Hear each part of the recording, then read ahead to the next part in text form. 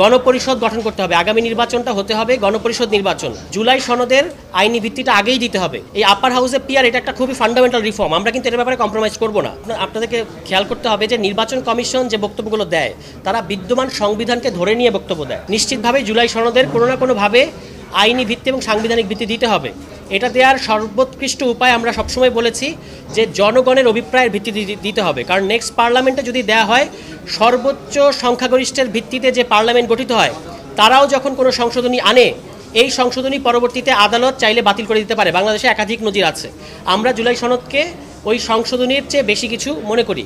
ফলে আমাদের কিন্তু শুরু থেকেই এই দাবিটা ছিল, আপনারা জানেন যে গণপরিষদ গঠন করতে হবে। আগামী নির্বাচনটা হতে হবে গণপরিষদ নির্বাচন, এবং এছাড়াও আগামী যে নির্বাচিত সভা তাদেরকে একই সাথে দুটো ভূমিকা দেওয়া যেতে পারে। তারা একই সাথে গণপরিষদ এবং একই সাথে পার্লামেন্টের ভূমিকা পালন করবে। এই কথাটা আমরা লাগাতার বলে এসেছি, এবং তখন রাজনৈতিক দলগুলো এটাতে খুব বেশি একমত না হলেও এখন আজকে আমরা যেখানে এসে দাঁড়িয়েছি, আমরা নিঃসন্দেহে এটা বলতে পারি যে আজকে আমরা প্রায় সমস্ত রাজনৈতিক দল একটা কনসেনসাস কিংবা ঐক্যমত্যের জায়গায় আসছে। সেটা হচ্ছে যে জুলাই সনদের আইনি ভিত্তিটা আগেই দিতে হবে। যে সাংবিধানিক আদেশ হোক, লিগ্যাল ফ্রেম অর্ডার হোক, অথবা রেফারেন্ডাম অর্ডিন্যান্স হোক, যে নামই হোক না কেন, এটার ভিত্তিতে একটা গণভোট করা হোক, যেটা সাধারণ নির্বাচনের দিন একই সাথে অনুষ্ঠিত হবে। এবং এই রেফারেন্ডামের মধ্য দিয়ে আগামীতে যারা নির্বাচিত হবে, নির্বাচিত যে সভা, তারা কিন্তু একই সাথে তাদের একটা সাংবিধানিক পরিবর্তন করার এখতিয়ার থাকবে, যেটা সংশোধনীর চেয়ে বেশি কিছু। শুধুমাত্র পার্লামেন্ট হিসেবে আমরা এটাকে দেখছি না, তার ডুয়েল রোল থাকবে। এটাই জনগণ রেফারেন্ডামের মধ্য দিয়ে অনুমোদন করবে, গণভোট। এবং এই গণভোটের ব্যাপারে আমরা আজকে যেটা মনে হলো যে বিএনপিও কিছুটা নিমরাজি এখন পর্যন্ত, বাকিটা তারা তাদের অফিসিয়াল ব্রিফিংয়ে বলবে।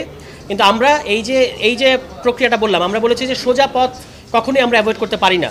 এই সোজা পথটা হচ্ছে যে সাংবিধানিক আদেশ হোক কিংবা রেফারেন্ডাম অর্ডার হোক, যে নামই আপনি দেন, এর ভিত্তিতে গণভোট হবে। এবং গণভোটের মধ্য দিয়ে জনগণ আগামী সংসদকে বা আগামী নির্বাচিত সভাকে একটা স্পেশাল স্ট্যাটাস দিবে, যে তারা প্রথম অধিবেশনে হোক কিংবা একটা নির্দিষ্ট সময়ের মধ্যে হোক তারা সাংবিধানিক পরিবর্তনগুলো করবে।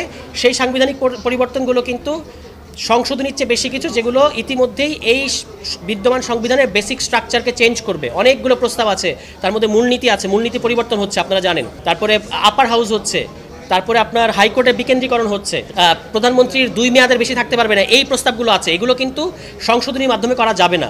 এ কারণে আগামী নির্বাচিত সবার এই দুটো রোল থাকবে। এখন এই জায়গায় সবাই এটাকে বিবেচনা করছে, এবং আমাদের বিশ্বাস যে এই জায়গায় সবাই একমত হবে।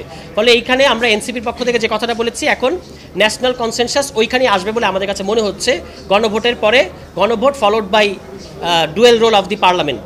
গণভোটটা হবে জুলাই সনদের উপর। 84টা প্রশ্ন 86টা প্রশ্নের উপর কখনোই গণভোট হয় না। জুলাই সনদ জনগণ অ্যাপ্রুভ করছে কিনা এটার উপর গণভোট হবে, হ্যাঁ বা না। তো ফলে জুলাই সনদের ভেতরে যেগুলো আছে, নোট অফ ডিসেন্ট সহই এগুলো আসলে একমত হচ্ছে। যেমন এখানে এই কথাটা আজকে এসেছে, তত্ত্বাবধায়ক সরকার বাতিল করার সময় কিন্তু 4 জন একমত হয়েছিলেন আদালতের, এবং 3 জন একমত হন নাই, কিন্তু তবু কিন্তু এটা বাতিল হয়েছে। অর্থাৎ নোট অফ ডিসেন্ট যেগুলোতে আছে এগুলো আসলে জুলাই সনদের মধ্য দিয়ে অনুমোদন হয়েছে বলে ধরে নিতে হবে। তাছাড়া এই যে আপার হাউসে পিআর হবে, এই আপার হাউসে পিআর এটা একটা খুবই ফান্ডামেন্টাল রিফর্ম, আমরা কিন্তু এর ব্যাপারে কম্প্রোমাইজ করব না। এটা এখনো নোট অফ ডিসেন্টের এরিয়ায় আছে। তো এটা আশা করা যায় যে কমিশন জুলাই সনদটা চূড়ান্ত করার ক্ষেত্রে এই আপার হাউস এবং আপার হাউস পিআরের ভিত্তিতে এইটার ব্যাপারে তারা এটাকে নোট অফ ডিসেন্টের বাইরে রাখবে, এটাকে সর্বজনীন ঐক্যমত্য হয়েছে ধরে নেবে।